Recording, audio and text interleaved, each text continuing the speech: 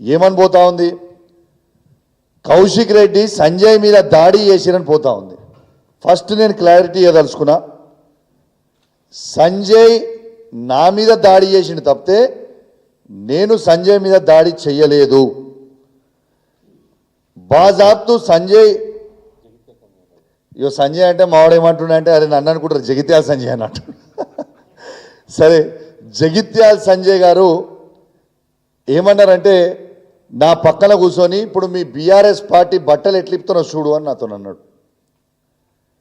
అన్న తర్వాత నేను నువ్వు మైక్ ఇచ్చిన తర్వాత అసలు ఈయన ఏ పార్టీతోని మైక్ ఇచ్చిర్రు, ఈయనకు అసలు ఏం సంబంధం, ఈయన ఏ పార్టీ అని నేను అడిగినప్పుడు ఈయన చూడొచ్చు, మొట్టమొదటిగా సంజయ్ గారు నా ఛాతి మీద చేయబెట్టి నా మీద ఎట్లా దాడి చేస్తున్నారో మొత్తం మీరు ఈ ఫోటోలో చూడొచ్చు.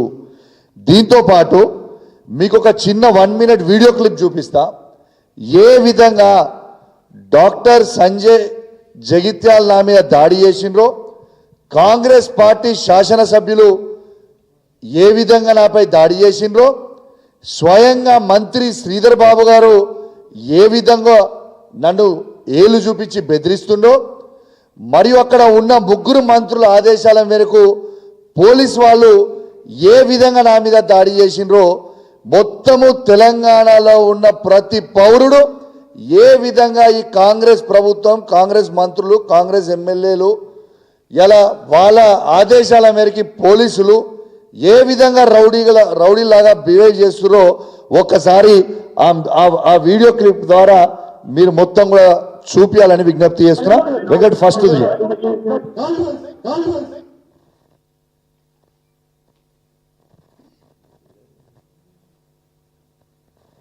మీరు క్లియర్గా చూడొచ్చు ఏ విధంగా సంజయ్ గారు నన్ను అక్కడ నొక్కుతుండ్రు.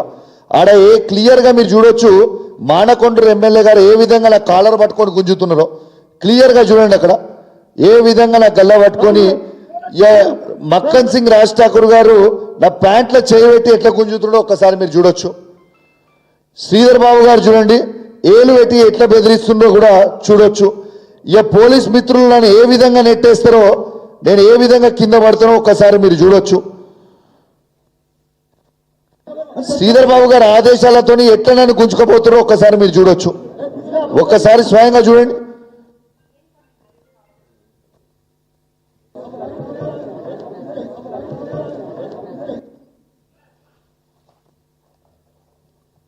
మీరు ఆ వీడియో చూసిండ్రు కదా. ఇవాళ నేను అడిగిన తప్పేముంది, ఫస్ట్ ఆఫ్ ఆల్ ఆ రివ్యూ మీటింగ్కి ఒక బాధ్యత కలిగిన శాసనసభ్యునిగా